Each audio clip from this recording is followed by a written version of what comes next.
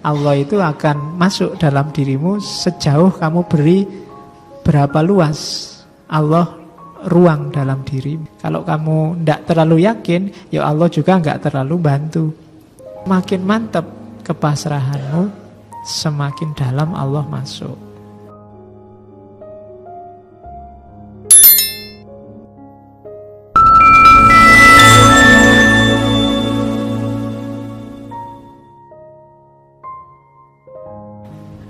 Assalamualaikum warahmatullahi wabarakatuh. Bismillah. Mari kita lanjutkan ngaji filsafat kita.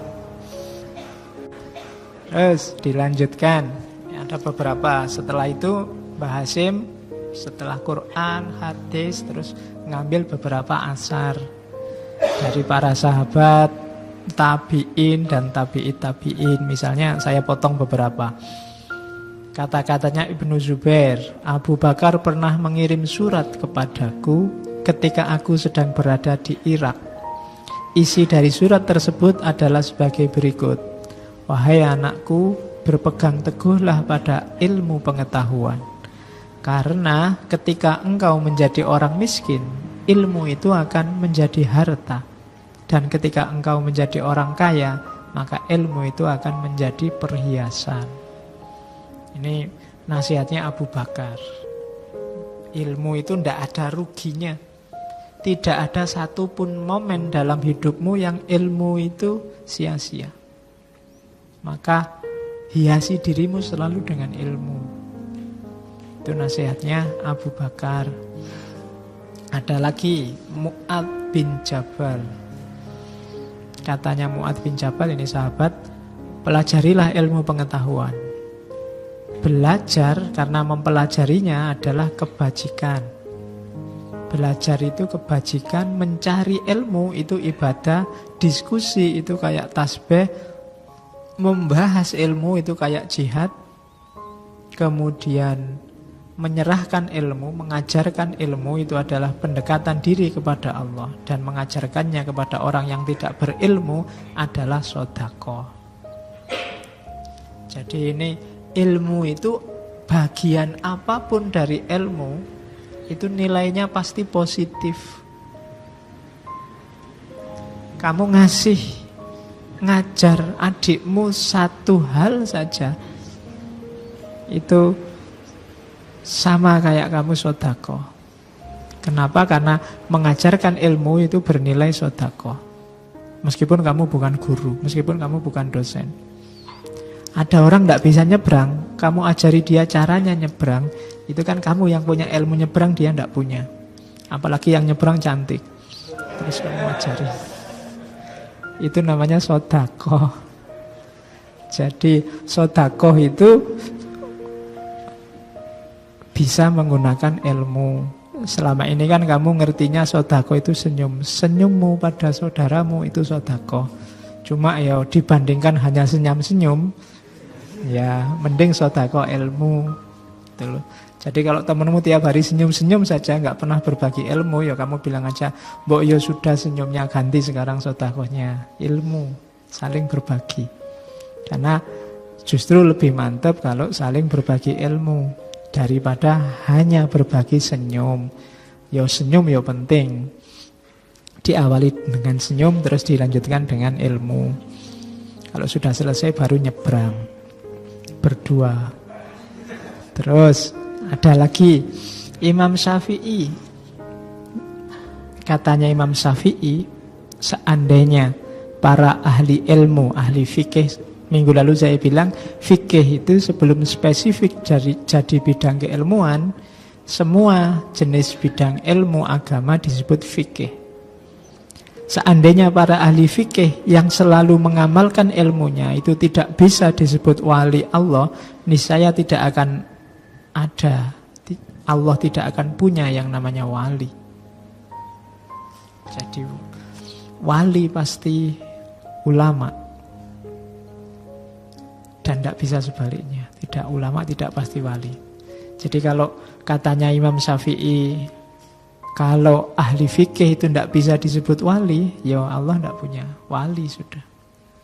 Tidak ada Mungkin kamu yang suka belajar tasawuf, baca kitab-kitab sufi, coba dicek mana ada ulama sufi yang tidak ahli fikih, tidak ahli agama. Semuanya ahli agama. Saya sering bilang, para sufi ini sudah khatam jalurnya, mulai dari dasar sampai puncak. Maka kalau ada yang bilang sufi itu anti syariat, tidak mungkin. Karena untuk sampai di makom kesufiannya, dia sudah melampaui syariat, melalui syariat. Dia sudah syariat, thariqat, hakikat, ma'rifat, sudah dilewati semua. Jadi nggak mungkin ada sufi yang anti syariat. Kalau ada yang begitu, mungkin hanya ngaku-ngaku sufi. Katanya Imam Syafi'i, sufi pasti ahli fikih. Kalau enggak ada orang yang layak disebut wali. Terus Ibnu Mubarak, seseorang itu masih dianggap pandai selama ia mencari ilmu. Apabila ada seorang menganggap dirinya pandai, maka ia benar-benar masih bodoh, telah bodoh. Kalau kamu ingin dianggap pinter, carilah ilmu. Pinter tidaknya dirimu, ukurannya bukan berapa IP-mu, ilmu apa saja yang sudah kamu hafalkan, tapi sebesar apa semangatmu mencari ilmu. Dan lawannya adalah orang yang sudah merasa pinter. Kalau orang yang merasa pinter, itu sebenarnya ciri bahwa dia masih bodoh. Jadi isinya masih belum banyak. Karena orang itu kalau isinya banyak, kalau orang Indonesia kan ada pepatah, padi itu semakin banyak isinya semakin menunduk. Ini kalau isinya banyak dia akan menunduk. Cuma menunduknya ini bukan karena secara sengaja dia menunduk, otomatis dia menunduk. Otomatis orang pinter itu akan tahu bahwa dia tidak tahu banyak hal. Semakin orang sadar bahwa dia tidak tahu banyak hal, biasanya orang ini semakin pinter. Tapi semakin orang merasa bahwa ilmuku sudah tinggi, semakin dia sebenarnya belum ngerti banyak hal. Makanya Sokrates bilang, satu-satunya yang aku tahu adalah aku tidak tahu apa-apa. Karena dia ngerti, dia tahu banyak hal, tapi lebih sangat banyak hal yang dia tidak tahu. Mungkin dulu pernah saya ilustrasikan, ketika kamu tahu sesuatu, saat itu juga muncul banyak sekali pertanyaan tentang pengetahuanmu itu. Semakin kamu sadar bahwa sebenarnya kamu tidak tahu apa-apa. Sama kayak misalnya dulu saya kasih contoh, kamu punya teman, selama ini biasa-biasa aja. Tiba-tiba sekarang pacaran. Pengetahuanmu tentang dia yang pacaran ini kan melahirkan banyak sekali pertanyaan. Loh, kapan nembaknya ya? Mulai kapan jatuh cintanya ya? Itu nembak di mana ya? Kok saya enggak? Loh, pertanyaannya kan banyak. Wah, aku berarti enggak tahu apa-apa selama ini. Tiba-tiba saja sudah jadian.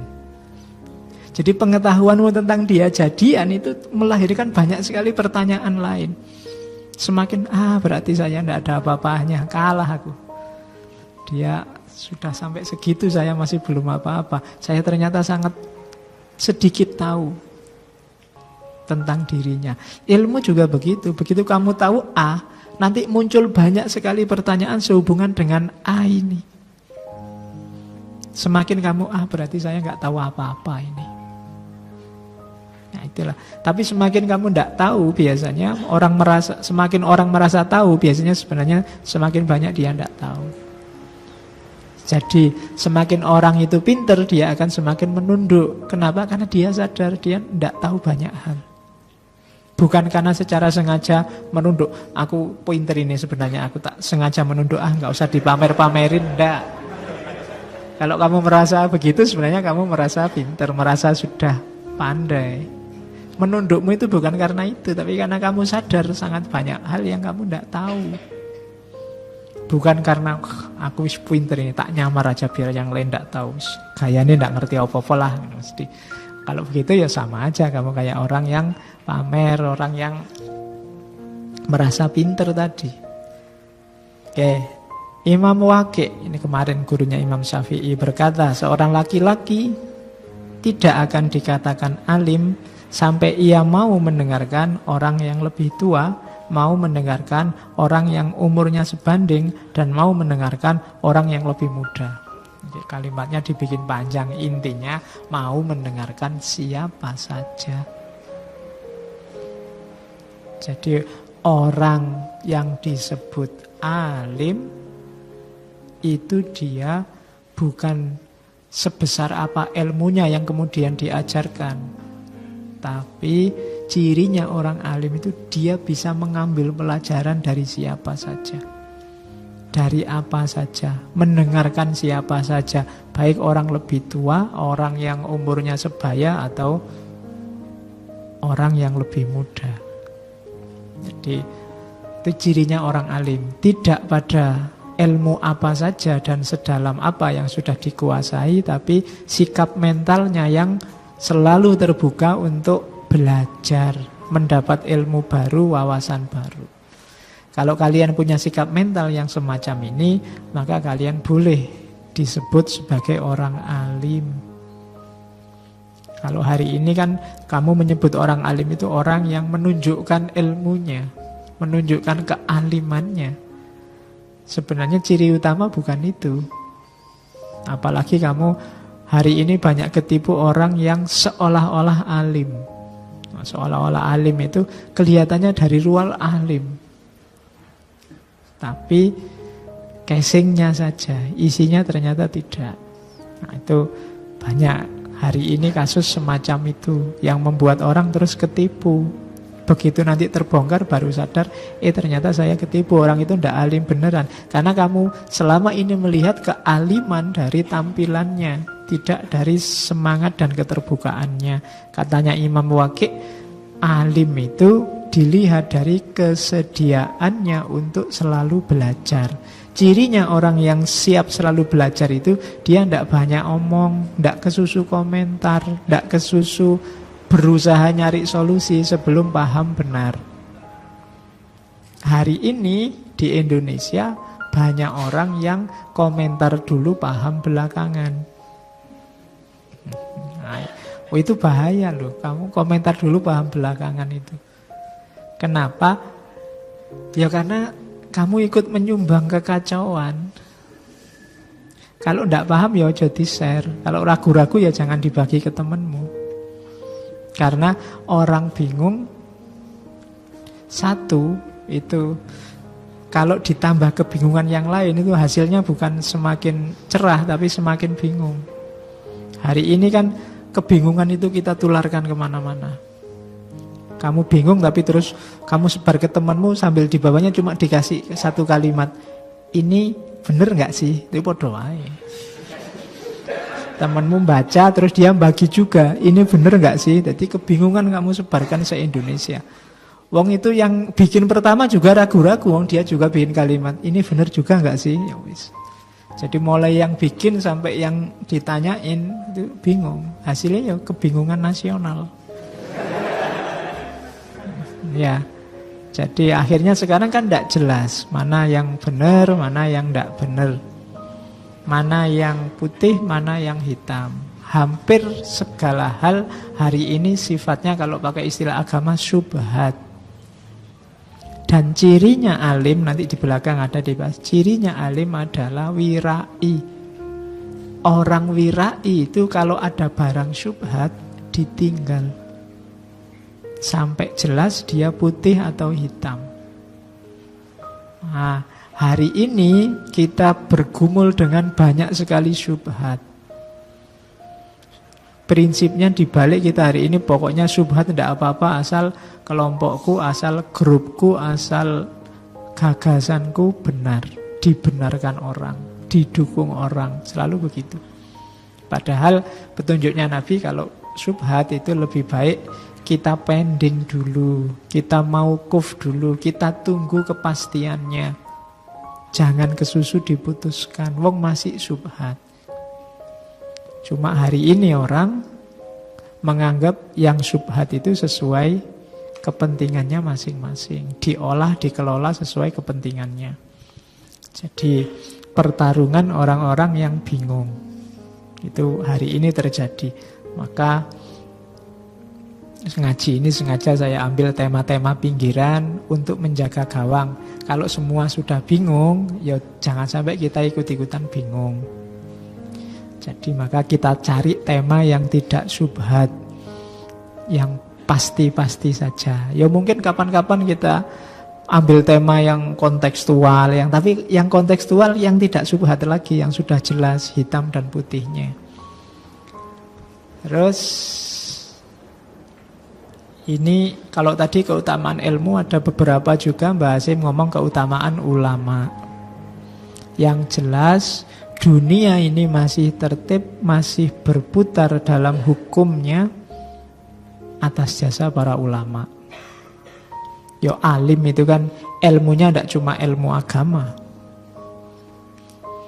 Ada alim di bidang fisika, di bidang matematika, di bidang biologi. Mereka ini kan yang penyangga tertibnya dunia, orang-orang yang berilmu. Nah, katanya Nabi, dunia ini akan hancur karena lenyapnya ulama. Semakin berkurang ilmuwan, dunia ini akan semakin ruwet. Ilmuwannya berkurang, politikusnya tambah, bisnismennya tambah. Oh, itu alamat sudah dunia semakin lama semakin kacau. Karena ilmuwan tidak terlalu menjanjikan. Uangnya kecil, terus orang berlomba-lomba. Yang ilmuwan nanti masuk dunia politik atau masuk dunia bisnis. Akhirnya kita banyak kehilangan ulama, dalam tanda petik. Ulama dalam berbagai bidang. Akhirnya apa? Dunia hancur. Kenapa? Karena pada akhirnya urusan-urusan dunia diserahkan pada orang yang tidak ngerti ilmunya. Itu maksudnya hadis itu. Ketika urusan sudah diserahkan pada orang yang tidak ngerti ilmunya, hasilnya ya mesti rusak. Kenapa kok nggak diserahkan pada yang ngerti ilmunya? Yang ngerti ilmunya sudah pergi, entah pergi ke bidang yang lain yang lebih profit, yang lebih banyak hasilnya, atau meninggal. Jadi ulama itu pentingnya adalah dialah yang menyelenggarakan tanggung jawab kekhalifahan di muka bumi. Kalau mereka ini pergi semua, ya yang terjadi kekacauan demi kekacauan. Kalau tidak percaya, silahkan kamu cek ada masalah ruwet apa di Indonesia. Itu mesti akarnya ketika yang ahlinya tidak ada, yang jadi ilmuwannya tidak ada, atau ada tapi tidak ikut campur, atau ikut campur tapi tidak dipercaya, atau ikut campur dan dipercaya tapi banyak tekanan. Oke. Maka Nabi mengingatkan itu. Makanya kita hargai ulama itu antara lain dengan cara kita posisikan para ulama itu pada makomnya sebagai ulama. Oke, tidak hanya dihargai dalam arti tidak boleh dicaci maki, itu ya pastilah. Tapi ada yang lebih penting, kita posisikan mereka dalam porsinya dan proporsinya. Karena mereka lah nanti yang menjalankan tanggung jawab tertibnya dunia ini. Ini saya lupa dulu, hadis ini pernah saya sampaikan waktu tema para filosof muslim. Saya lupa di tokoh siapa. Jadi hati-hati, banyak orang yang cara berilmunya keliru.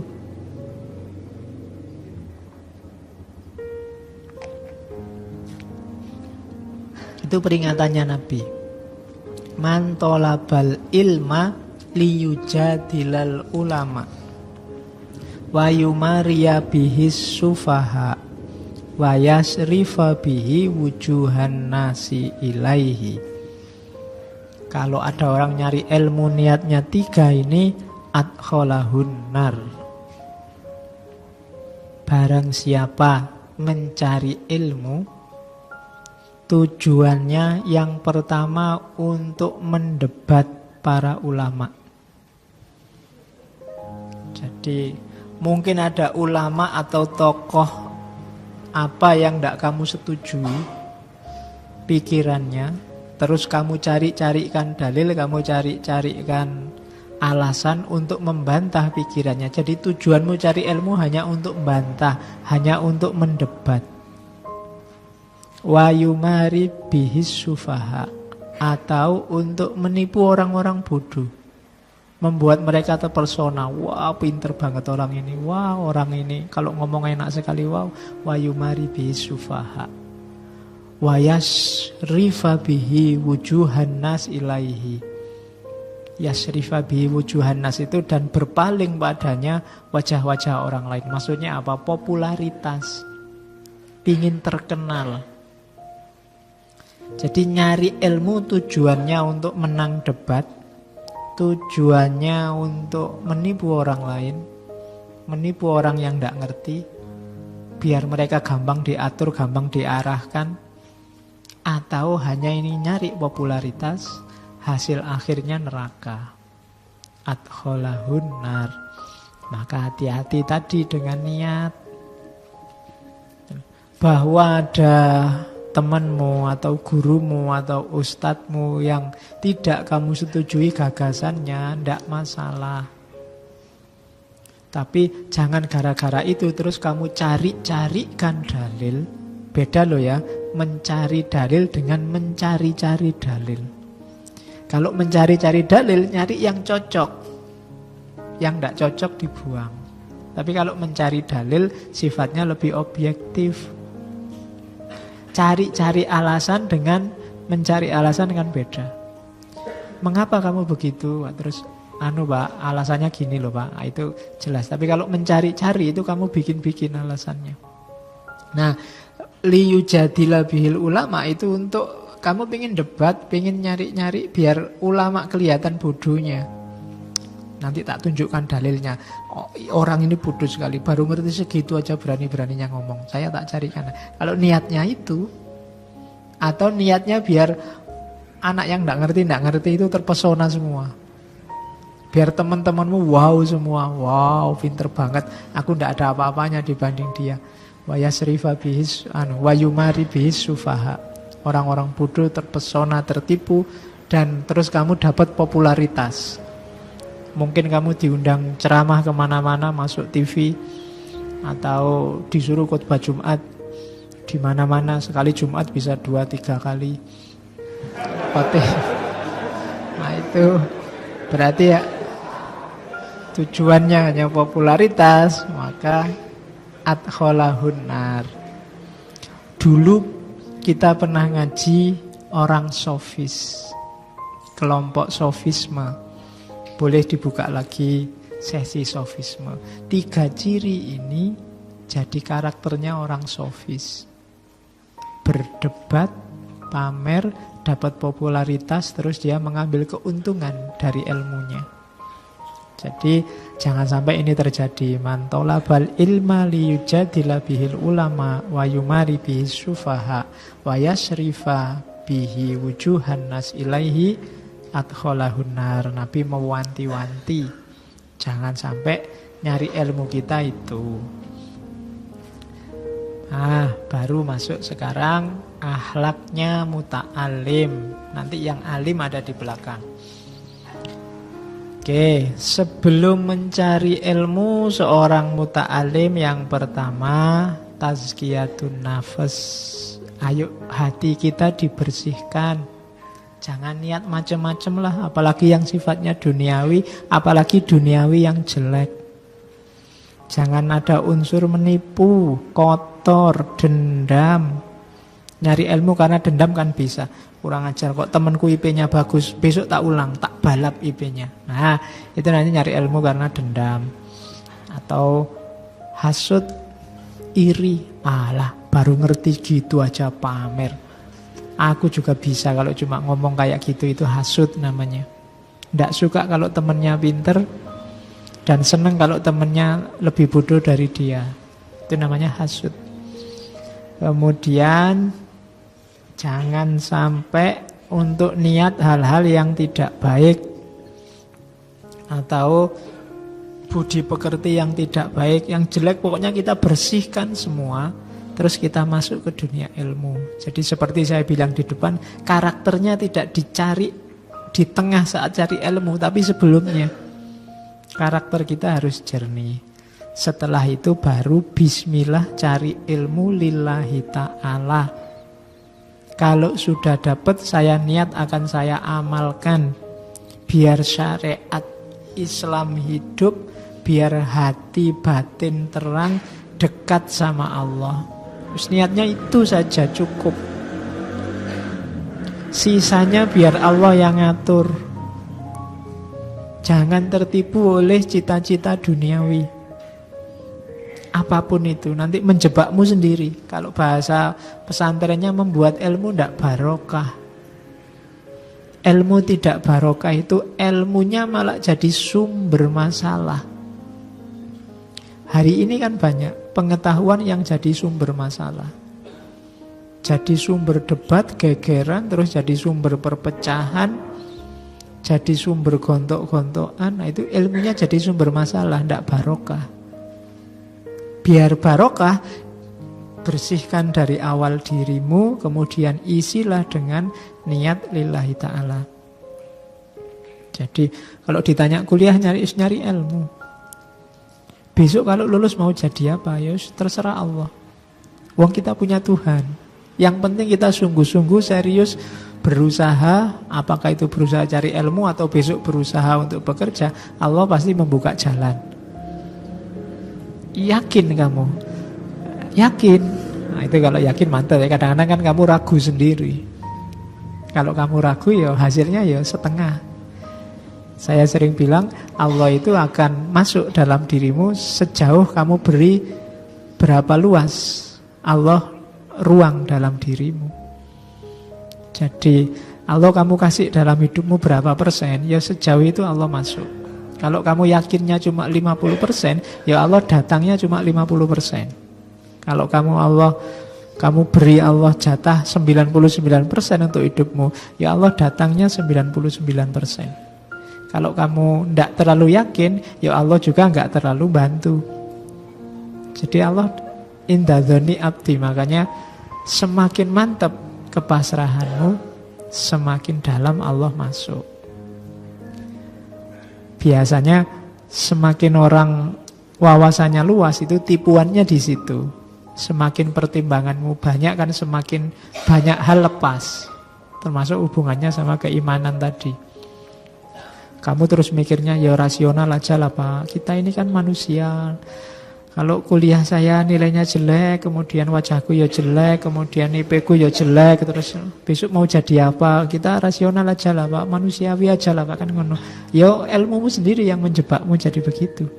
Bagi Allah kan tidak ada yang tidak mungkin. Saya kuliahnya filsafat Pak, besok mau jadi apa? Di lowongan manapun tidak ada, dicari. Ya kan? Dicari seorang filosof itu tidak ada. Ya kan? Saya ngertinya belajarnya ilmu tasawuf Pak. Saya buka koran tidak ada dicari seorang sufi ngono ra ono. Ya, nah kerjanya apa Pak saya itu? Ya sampai segitu nanti Allah intervensi dalam hidup. Maka yakinlah, tidak usah khawatir. Wong Jokowi pengusaha mebel iso dadi presiden. Ya kan? Soeharto prajurit pangkatnya apa jadi presiden. Soekarno orator pejuang jadi presiden. Megawati, Ibu Megawati ya iso dadi presiden. Gus Dur dengan karakternya bisa jadi presiden. Habibie masih kecil jadi presiden. Ya, memang orangnya kecil. Jadi tidak usah khawatir kalau urusan itu. Tugasmu cuma berusaha aja semaksimal mungkin nyari ilmu, nyari rezeki. Kalau besok kerja pasrahkan pada Allah. Allah yang ngatur. Oke, jadi nyari ilmu yang pertama bersihkan diri, niatlah yang baik. Setelah itu baru ini adab sebenarnya, tapi di adabul alim dijadikan satu. Akhlak sama adab, ya bahasa umumnya memang attitude, perilaku. Yang pertama, untuk membantu niat yang baik tadi, jangan menunda-nunda. Ini penyakit yang banyak kita alami sebenarnya. Tidak segera dikasih tugas oleh dosennya, nanti di pertemuan ke-13, ya nggarapnya malam sebelum pertemuan ke-13. Akhirnya kesusu-susu. Begitu waktunya presentasi, oh tadi malam lampunya mati ya Pak. Alasannya gitu. Terus belum di-print Pak, printer saya kok yang ngadat. Kalau pas ngeprint makalah mesti ngadat Pak, kalau yang lain enggak. Jadi enggak, kenapa enggak kemarin-kemarin? Kita menunda-nunda. Ada tugas nulis ya ditunda-tunda. Kalau kepepet baru senyampe-nyampeknya. Segeralah. Karena petunjuk Al-Quran, fa'idha faragta fansab. Kalau kerjaanmu yang ini selesai, kamu bisa ganti yang lain segera. Dan nanti kamu akan produktif, karyamu banyak. Kalau kerjaan satu itu nggak selesai-selesai, ya sudah. Mau nulis, semangat Pak nulis, begitu pegang laptop, terus sebentar Pak buka Facebook dulu, ya kan?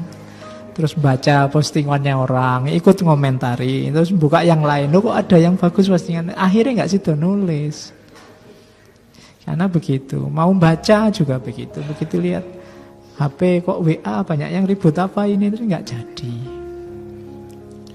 Jadi jangan ditunda. Belajarmu, urusan ilmu, segerakan, dahulukan. Kalau sudah selesai, pengen Facebookan sebentar, main WA sebentar, monggo. Tapi tugasmu selesai, kamu bisa ganti ke tugas yang lain. Jadi nasihatnya Mbak Asim, yuk bersegera. Terus qanaah. Itu gandengannya niat lillahi ta'ala tadi, itu qanaah. Qanaah itu tidak banyak keinginan dan angan-angan. Mikirnya nggak usah aneh-aneh, membayangkan yang macam-macam, wis pokoknya sinau aja. Terima aja apapun hasilnya dalam hidupmu tentang apapun. Karena biasanya kalau kamu nggak qanaah, sangat banyak hal yang bisa kamu jadikan alasan untuk tidak serius cari ilmu. Pak, yo enak temanku itu duitnya banyak Pak, bisa beli buku terus, saya ndak bisa. Alasan. Pak, ya enak dia Pak, karena kos-kosannya enak, gak terganggu, belajarnya tenang. Saya ini kos-kosan cahe kaya setan kabeh misalnya. Ya kan kamu sering gitu tuh mengeluh, semua jadi alasan karena kamu ndak qanaah. Jadi segera dikerjakan dan qanaahlah terhadap situasimu. Ndak usah kenapa kamu jadi mengeluh, karena kamu ingin banyak hal yang tidak kamu miliki. Nanti kalau kamu memiliki yang kamu inginkan yang lain dan tidak ada habisnya. Kalau kayak dia enak Pak, laptopnya edisi terbaru, mau download, mau apa-apa cepet. Saya ini laptopnya masih laptop lama Pak, sering hang, masih harus dipukul-pukul, masih harus digoyang-goyang. Nah, ya selalu mengeluh. Oke, jadi yang kedua qanaah, terima situasi sekelilingmu, atasi itu. Tidak usah terlalu banyak berangan-angan. Karena terlalu banyak berangan-angan, keinginan macam-macam, biasanya terus tidak jalan. Yang ketiga, adab akhlaknya pencari ilmu. Selanjutnya, membagi waktu, memanfaatkan waktu. Ini juga yang kita hari ini sangat banyak ketipu oleh waktu. Seolah-olah waktu kita sempit padahal banyak. Seolah-olah kita sibuknya luar biasa, padahal ya nggak punya jabatan apa-apa, nggak jadi apa-apa, itu kok penting banget. Terus waktunya susah, wah kapan ya Pak saya bisa mulai nulis? Seolah-olah waktumu itu repot terus, jadi mulai nulis saja kamu bingung. Loh emangnya kamu nggak punya waktu? Banyak sih Pak, tapi kapan ya Pak saya bisa menyelesaikan? Banyak waktumu, coba diatur, manfaatkan yang baik. Karena kan ada pepatah kan, al-waktu kasaif. Kalau bukan kamu yang motong waktu, kamu yang dipotong oleh waktu. Terus mempersedikit makan minum. Mempersedikit itu bukan berarti terus kamu tidak makan puasa, tidak. Maksudnya fokusmu jangan pada makan dan minum. Makan dan minum secukupnya. Makan dan minum itu alat untuk mendukung, jangan jadikan tujuan. Kalau kamu makan dan minum aja dipikir, ya waktumu habis untuk hal-hal tidak penting. Habis sarapan sudah mikir nanti siang makan apa ya, di mana ya, ya sudah. Apalagi yang masak sendiri itu mikirnya sudah jam per jam itu mikir masak apa, makan apa, di warung mana. Nanti habis makan siang, wah ini siang ini makan ini enaknya malamnya di mana ya. Nanti kalau ke sana, guys, enggak. Makan itu enggak usah dipikir panjang-panjang, waktunya makan baru mikir. Oke. Jadi enggak usah membayangkan yang aneh-aneh, ya punyanya berapa ya itu. Kalau bisanya angkringan, ya angkringan, enggak usah berangan-angan, wah ini enak kalau makannya di sana, enggak usah. Pokoknya makan jangan jadi pikiran. Makan dan minum enggak usah jadi beban. Terus makanya istilahnya mempersedikit kuantitas maupun kualitas. Biar kamu enggak sibuk di situ. Terus wirai itu jelas, menjaga diri dari tadi yang enggak jelas, yang subhat, yang bisa merusak diri kita. Kamu sendiri bisa ngerti mana yang merusak, mana yang enggak. Apalagi hari ini segala hal yang kamu pegang itu punya dua potensi, merusak atau mendukung potensimu. Kamu yang memainkan HP-mu, laptopmu, bahkan temanmu, dosenmu, kampusmu, itu bisa memainkan dua peran. Tinggal kamu milih peran yang mana. Temanmu dia bisa mendukungmu, bisa merusakmu. HP bisa mendukungmu, bisa merusakmu. Maka terapkan model wirai, jaga diri. Seorang sufi bilang caramu untuk bisa wirai adalah malulah pada Allah. Orang yang punya malu terhadap Allah itu biasanya hidupnya lebih terjaga. Kita biasanya malunya hanya pada manusia. Sama Allah kita sering tidak malu. Kita tahu Allah ngerti apapun yang kita lakukan, tapi kan kita tidak pernah malu. Kalau pas dosa, loh Allah ngerti loh kalau kamu gitu. Tenang aja, Allah kan gak cerewet. Kita lebih santai kalau Allah yang tahu. Kalau kamu bisa punya rasa malu pada Allah, malu dilihat Allah, hidupmu akan luar biasa. Tidak usah banyak orang nasihati kamu, nuntun kamu sudah otomatis tertib hidupmu. Kesadaran dan rasa malu di hadapan Allah itu luar biasa. Terus yang selanjutnya, tidak banyak tidur. Tidak banyak waktu terbuang sia-sia untuk tidur. Tidur itu normal sajalah, maksimal 8 jam. 8 jam itu sudah sepertiga umurmu dalam sehari. Sehari cuma 24. Kalau kamu tidurnya 7-8 itu sudah. Oh saya kalau malam jarang tidur Pak. Ya podo wae, kalau pagi sampai siang kamu tidur. Total-totalannya biasanya lebih panjang malahan kadang-kadang. Jadi jangan banyak tidur. Apalagi di jam-jam produktif. Kamu sendiri yang bisa manajemen waktunya. Terus tidak terlalu asyik dalam pergaulan, bahasanya Mbah Hasim. Karena kadang-kadang pergaulan sama teman itu menghabiskan waktu. Bukan tidak boleh. Boleh, cuma jangan terlalu tenggelam di situ.